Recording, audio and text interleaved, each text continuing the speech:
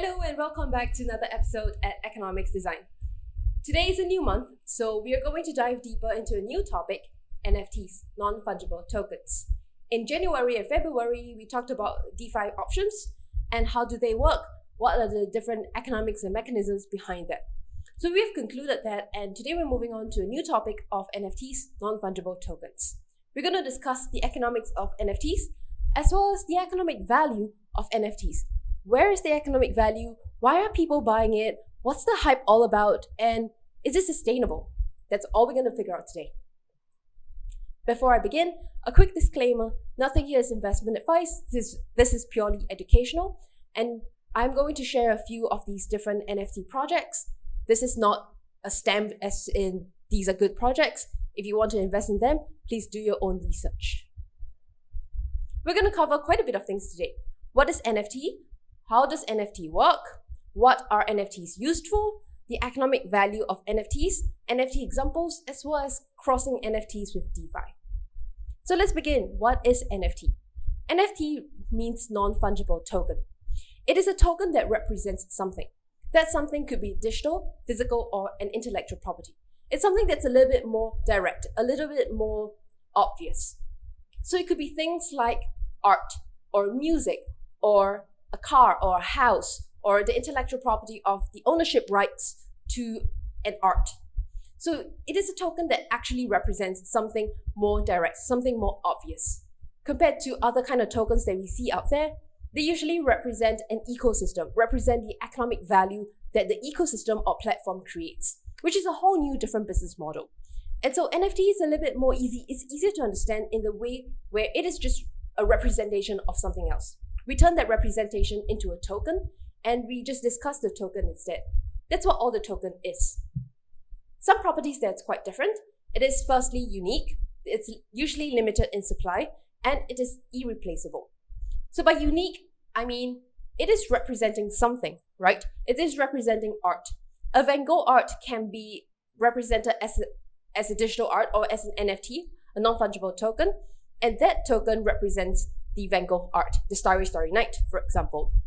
So in that sense, it is very unique. You can't just take the Van Gogh art token and replace it with a little picture of the Starry Starry Night that I drew. The value is quite different in that sense. So it is very unique on its own. It is also quite limited because usually, for example, with art, you have one token representing the art. That's it. Or it could be music where it's a limited digital release of only 1,000 people having access to the music. So it's limited in that supply. It is also irreplaceable because you can't just, as I mentioned, you can't replace my drawing of Starry Starry Night with the token that represents Van Gogh's Starry Starry Night. It is quite different. If you think about it as well, think about how non-fungible tokens are kind of like a token with identity. So I could tokenize myself and create a Lisa non-fungible token. So that's one Lisa. So if let's say I'm going to be working with a protocol to be designing this stuff, and they're going to engage me, and they can engage me via my token somehow, then I will be working with that protocol to be creating tokens. It is irreplaceable, as in you can't just swap Lisa's token with John's tokens or Mary's token and put them with that protocol to be designing that stuff. It is irreplaceable in that sense. You can't replace that one Lisa token with something else. So that is why it is a bit more unique. So all that aside, how does NFT work? Let's go back to understanding a little bit about what's the difference between NFTs as well as the general crypto tokens. Firstly, NFT tokens, as I mentioned, they get the value from the underlying asset. It's a very direct relationship to the underlying asset. So we could have an NFT that represents a house. When the house increases in value, the NFT also increases in value. If house drops in value, the NFT drops in value. So it's a very easy understanding or very easy way to map across the value. Few understand. So technically, in the technical aspect, the technology aspect, they have different standards, different kind of smart contract code, different kind of classification of them. So for example, for the Ethereum platform itself, the general crypto tokens are usually ERC20, whereas the other crypto, the NFT tokens are usually 721 or 1155. They're different kind of technical standards, but still they're all written in smart contract codes. The cool thing is that similar with general crypto tokens, no one can edit it, no one can change the code, no one can edit the different rules. What are the rules? The rules are these economic rules that we have written and codified in smart contracts. And so these are rules that the token will behave and the token will follow. So simple rules can be really something like, this token represents a property in Manhattan. And when the property in Manhattan rises in price or rises in value, you know that the token will also rise in value because they are pegged to each other. We're just tokenizing the Manhattan property to crypto so we can use them. That's a very simple understanding. Something that we can embed further in, something that is quite fascinating, is that we can start creating new rules that is very specific to the crypto market. For example, we can create taxation rules for ownership of assets back to the creator. So let's say I create art. So I create the Starry Night, the Lisa's version of Starry Night. And somehow everybody wants to buy them. I only have 2 paintings or 2 of these art, and I put it on OpenSea and people buy them. And one of the problems with art is that the first sale is usually not that high. A lot of the value comes in the resale, right? When the artist sells the art to someone, they pay a fee, and then somehow the art investor manages to flip the art and earns a lot. Now, me as a creator, I create that art. But I don't get the upside of it being flipped. So that's a little bit unfair, right? Because in the finance world, you always can get access somehow, some way, depending on the type of financial structure products we're talking about. But in art, it's quite different. So how can we do that? How can we make sure that we can allocate better fairness in this system? We can look at having taxation of the ownership of this art piece going back to the creator. So something like, if you get to own this art, then every year you have to pay 10% of the value of the art to me, the creator, because I get to earn the upside as well. And you get to enjoy that piece of art, well, kind of like almost like paying royalties to me because I created that art. So it's a way to return some form of value created back to the creator. And these are things that we can embed, these are things that we can codify in smart contracts or in the token world. And this is one of the innovations that comes about, NFTs. And then what are NFTs used for then? There are a lot of different uses and applications. As I mentioned before, there are a lot of things like art. Art is not just paintings, but art could be music, it could be any form of digital assets, any form of virtual assets. And remember, you'll probably be thinking, okay, I have a game in World of Warcraft, I have a game in a lot of these online virtual worlds and online games, video games. So it's kind of like the same thing. It's also digital virtual art or digital virtual items. Well, the difference is that we can start embedding a lot of different kind of codes that can be executed with smart contracts. And that's one of the cool innovation. And that's why it's slightly different from the current in-game digital assets that you see. Because we can really level up with the technology that we have today. We can really level up the way that these tokens or these assets are being created and traded. So that's digital items. Then we also have digital collectibles. We have investment products. If investment products could be something like you are packaging a lot of different finance products or DeFi products into one asset, and this asset is very unique on its own, and you can trade this asset instead. So that's investment product. We have intellectual property. So intellectual property could be something like the ownership rights, the distribution rights, the property rights. That is something that I'm exploring in the book that I have written. And I'm creating a token to represent the distribution and publishing rights of the book. So it's a new thing that I'm exploring. And the thing is, a lot of the times we're thinking of NFTs as something very limited, as in it's just art or music or just random drawings by people. The thing is, that's not true because there's so many use cases, there's so many applications of NFTs. And the last one will be linking it to physical world assets or physical world items. like basketball players, like social celebrities, like different kind of influencers or different kind of people. These are a lot of these things that we can create and we can use NFTs for. So what are the perks? Well, firstly, the perks is ownership, because you own that thing, and that is completely codified in smart contract or on the blockchain. So no one can dispute your ownership.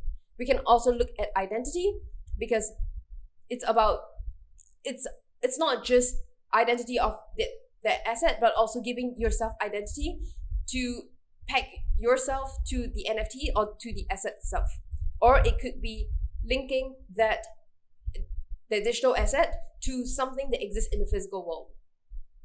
Which brings us to the third point of provenance of assets. Provenance of assets is really just clarifying where the asset is coming from and how it gets value.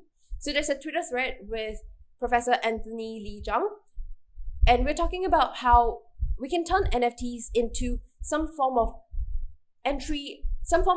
minimum entry ticket or minimum entry barrier for people to enter into a community or ecosystem.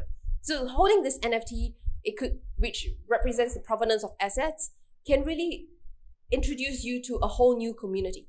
So we're talking about the luxury world. So in the luxury world, let's say we're talking about people who own Birkins, MS Birkins, and these are very, very highly private or very exclusive products. So there are a lot of fakes out there. So by having an NFTs and a non-fungible token to represent this Birkin handbag, then it gives you a ticket to enter this community where all these people are Birkin holders, and because you all have this common underlying interest of Birkin bags, you're probably also interested to talk about fashion, talk about brands, talk about the luxury world, talk about exclusive experiences, or maybe something new and coming in the couture world and you want to get access to that. So we can look beyond just NFT. NFT is really tip of the iceberg. Everything that we talked about in DeFi and digital world is that it's just tip of the iceberg, because there's so many things that we can create after that. So that's really fun. Okay, now let's go and discuss a little bit more, which is one of the crux of this entire episode, is the economic value of NFTs. Why is everyone crazy over NFTs? NFT is kind of like just digital assets, which we can create rules in there. So why are people so crazy about it? How are people making so much money out of it? Well, the first simple answer is scarcity in human psychology. So an NFT could be something like digital Van Gogh. It is limited in supply, and the market has demand for it. And it's just like art investors. If you can see that the world will probably have future demand of it, then you're interested in investing in it so that in the future you can get returns for this NFT investment. There's also things like digital release. So it follows the Supreme style of having only limited assets being released into the space, and there's limited supply. Market has just insane demand for it, and the economics of such scarce assets, which plays around with human psychology, is that it doesn't follow the usual supply and demand curve. As things get more and more scarce and people are demanding more, the price, the supply is actually inelastic, and people are just willing to pay top dollar for it, because it plays around with scarcity, it plays around with human psychology. The other thing to look at how NFTs have value is also the community. So when you have a large audience or a large following for artists, then you can have more, you can reach out to more people, and you can start building a community which is related to the demand of your asset. So the valuation is quite proportional to the growth rate of the demand of this asset or growth rate of the demand of the market. Right now, we have seen the growth rate and demand of NFTs growing quite exponentially. And so hence the valuation is reflective of the growing demand. Another thing to consider as well is that NFT is just really simple. It is extremely easy to understand. And it is also quite novel because it's a whole new technology. So it's simple in the way where we have the same concept as collecting Pokemon cards or collecting baseball cards. It's not very far from what we grew up playing with when we were in school. So that concept is easy. It's really easy to get people to understand it, to know how to buy and how to use them. So that's easy already. The second thing is it's also very easy to understand where the value is coming from. Sure, that just now when we talked about the whole valuation is very proportional to the growth of demand or the rate of growth of the demand of the market, the simple way is to understand when the asset has value, then my token has value. If this ecosystem or this property increases in value, then the tokenized version of this property increases in value. If this art or this music is really popular and increases in value, then my token increases in value. It's very easy to understand. And it helps people to understand things a lot better, because in the digital world, there are a lot of things that we can't touch. We grow up understanding buying things by touching and feeling them, and they're very visible. They're physical things that we can understand, and we can put a price and value to that. Then we talked about DeFi, where things are very complicated. You have to consider the economic model. You have to think about the economic design. You have to think about how it generates value in the future. You have to use very complex financial models, use discount cash flow to find out the valuation today. It's very difficult and complex. Someone new in the space is just looking at something as easy as baseball cards, keeping, trading them. And so what NFT is doing is to put almost like a visibility of some intangible digital asset to something that we can see. We can see it on the computers, because a digital art, you can't feel the art, but at least you can see the art. Compared to a DeFi token, you can't see the DeFi token, you can't hold the DeFi token, you have to find ways to value the DeFi token, and it gets a bit difficult for a newcomer or a new person to enter the space and learn more about it and put some money into it. It's just a lot easier with NFTs, because you can see, okay, this is the art that I'm buying. I really like the art. I'm going to pay money for it because I can see it, I like it, and I can keep it in my phone, or I can keep it in my laptop, and I can see it every day. So that almost like that digital tangibility or digital visibility really helps to make things a lot easier, really reduces the barrier to entry, reduces the education learning curve to get access to NFTs. And that's why NFTs is so big. That's why NFTs is booming in the not just in the crypto space, but also non-crypto space, because it's a lot easier to understand. So what are some NFT examples? One of the OG, or like the original NFTs, is CryptoKitties in 2017. A lot of people were trading them, and it increased a lot in value, and actually so many people were trading them that making transactions on Ethereum got very expensive. Then we have other things like Greem's NFT digital art, XE Infinity. We have a lot of art on OpenSea. We have collectibles on Rarible. We have NFT FI. We have Engine. We have NBA Top Shot. We have memes. There's so many different kind of NFT marketplaces and NFT projects out there. Not only that, one of the other reasons that is driving the adoption of NFTs are bullish investors in the non-crypto world. So think people like Mark Cuban, like Chamath. They're very bullish, or they seem to be extremely bullish on NFTs, at least on Twitter. And so this helps people to pick their interest in NFT, as well as understand, okay, this is something that represents digital art or represents virtual assets. And I can see that, I can understand that a lot easier, and I'm just going to buy and jump on that boat. So that's why NFTs are booming, and it's just easy to understand, and it's bullish by big investors in the space. So let's conclude with tying it back to DeFi. How does NFT and DeFi relate with each other? A few things that's being currently explored. One is lending and borrowing for funding. So if, let's say, I am an art investor, NFT investor, and I think I'm very bullish on this specific NFT, I think the future will have huge market demand for it. But I don't have enough funds to buy it. So there's lending and borrowing markets for NFTs. So it's similar to lending and borrowing in DeFi, but instead of borrowing tokens to be using in other space, you're just borrowing tokens to be buying stuff. So just like you're borrowing money from the bank to buy a house. Similar concept. Instead of buying a house, you buy an NFT. Then we are also looking at using DeFi as collaterals. So project like Vaynerchuk, they use the Aave tokens, to use as collaterals in their bonding curves to be creating and minting their ghost tokens. Or we can use it in a different way, where we're using NFTs as collaterals.